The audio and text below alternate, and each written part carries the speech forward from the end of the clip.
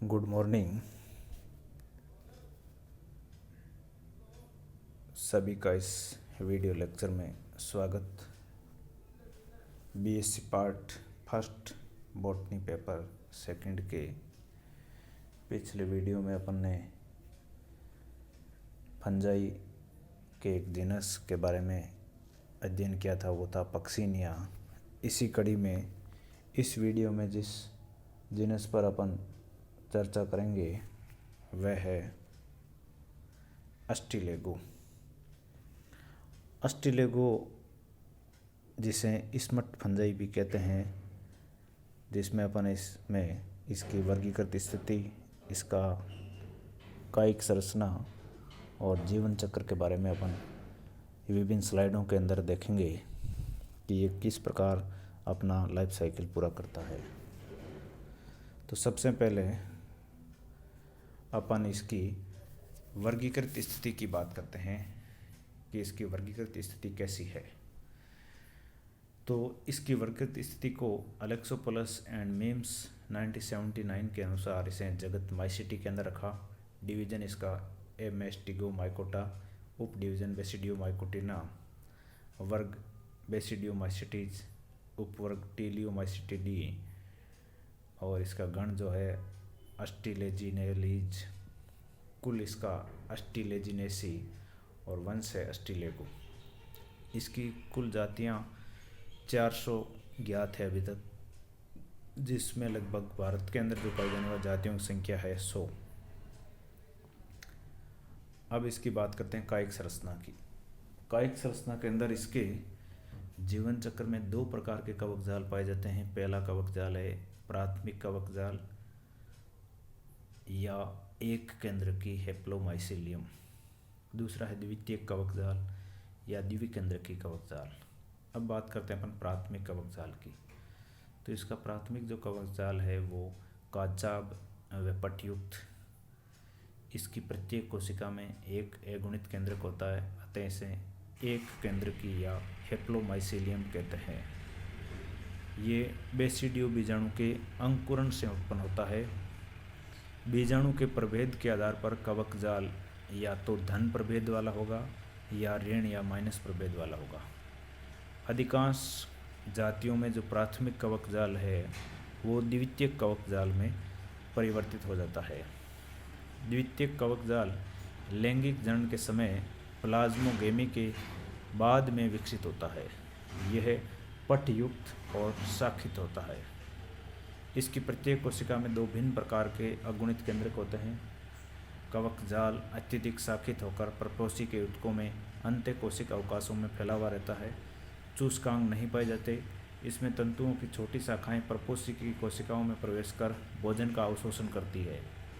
इसका कवक जाल सर्वांगी अर्थात संपूर्ण परपोषी में या किसी अंग विशेष में सीमित अर्थात स्थानीय रूप से वितरित रहता है। कवक जाल का द्विकेंद्रकी भवन। प्राथमिक अगुणित कवक जाल से द्वितीयक द्विकेंद्रकी कवक जाल जो बनने की क्रिया है वो द्विकेंद्रकी भवन या डाइकैरियोटाइजेशन कहलाती है। द्विकेंद्रीय भवन अनेक विधियों से होता है, जिसमें कुछ मुख्य विधियां इस प्रकार है। फर्स्ट है प्राथमिक कवक तंतुओं के संलयन या संयोजन से। अस्टिलेगोमेडिस में पाई जाती है ये विधि। इसमें बेसिडियो बीजाणु अंकुरित होकर परपोषी की सतह पर प्राथमिक कवक जाल बनाता है। परपोषी ऊतक में दो विपरीत प्रभेद के कवक तंतुओं में कायिक युग्मन होता है, जिससे द्विकेंद्र की अवस्था प्राप्त होती है। दूसरी विधि है बेसिडियो बीजाणु की जनन नलिकाओं के संलयन या संयोजन से, जो अस्टिलेगो हार्डियाई नामक जाति में पाई जाती है। तीसरी विधि है बेसिडियो बीजाणु के संयुग्मन से, और चौथी विधि है संक्रमण तंतुओं या सूत्रों के जुड़ने से। अब बात करते हैं इसमें जनन की। इसमें जो जनन है अस्टिलेगो के अंदर वो सामान्यतः अलैंगिक जनन होता है, और अलैंगिक जनन इसमें जिस विधि द्वारा होता है वो है बेसिडियो बीजाणु के मुकुलन के द्वारा। लैंगिक जनन टीलियो या क्लेमाइडो बीजाणु द्वारा संपन्न होता है। पहले टीलियो बीजाणु का निर्माण होता है, केंद्रक संलयन, इसके पश्चात फिर वर्धसूत्री विभाजन, बीजाणु का अंकुरण होता है। अंकुरण होने से जो संरचना बनेगी वो बनेगी अधिबेसिडियम, जिसमें बाद में बेसिडियो बीजाणु बनते हैं। टीलियो बीजाणु के परिवर्धन की बात करें तो इसका परिवर्धन जो है, इसका निर्माण परपोषी में उपस्थित कवक के द्वितीयक कवक जाल के द्वारा होता है। पुष्पन के समय ये कवक जाल अधिक सक्रिय होता है। पुष्पक्रम क्षेत्र में ये कवक जाल पहुंचकर स्पाइकलेट जो है स्पाइकिका के पुष्प के अंडाशय में प्रवेश करता है और वहां पर प्रवेश करने के बाद सघन समूह बनाता है। अब इसके पश्चात कवक तंतु विभाजित होकर छोटी छोटी द्विकेंद्रकी कोशिकाएं बनाते हैं। उन कोशिकाओं को नाम दिया गया है बीजाणुजनक तंतु। इसकी प्रत्येक कोशिका से द्विकेंद्रकी टीलियो बीजाणु बनता है। टीलियो बीजाणु संरचना में एक कोशिक द्विकेंद्रकी, इनकी भित्ति मोटी होती है और जिलेटिनी होते हैं। टीलियो बीजाणु के अन्य नाम जैसे क्लेमाइडो बीजाणु है, टेल्यूटो बीजाणु है, ब्रांड बीजाणु है या स्मट बीजाणु, ये सभी नाम टीलियो बीजाणु के ही है। टीलियो या टेल्यूटो बीजाणु की संरचना ये गोल या दीर्घवृत्तीय होते हैं। इनका रंग हल्का भूरा, भित्ति द्विस्तरीय, एक कोशिकी द्विकेंद्रकी होते हैं। टीलियो या टेल्यूटो बीजाणु का अंकुरण तथा बेसिडियम का परिवर्धन, इनका प्रकीर्णन वायु के द्वारा होता है। इनकी जो जीवन क्षमता है वो 5 से 6 माह तक होती है। अस्टिलेगोन्यूडा किस्म ट्रिटिसाई के बीजाणु प्रकीर्णन के तुरंत बाद अंकुरित हो जाते हैं और पुनः स्वस्थ गेहूं के पौधों को संक्रमित करते हैं, परंतु अधिकांश जातियों में ये कुछ समय तक सुषुप्त या निष्क्रिय अवस्था में पड़े रहते हैं। जब इन्हें उपयुक्त आर्द्रता तथा तापमान की उपस्थिति मिलती है तो इसे इनका अंकुरण होता है। अंकुरण के समय इसके दोनों केंद्रक संलयित होते हैं और संलयन के द्वारा एक द्विगुणित केंद्रक बनाते हैं जिसे युग्मज केंद्रक या सिनकैरियोन कहते हैं।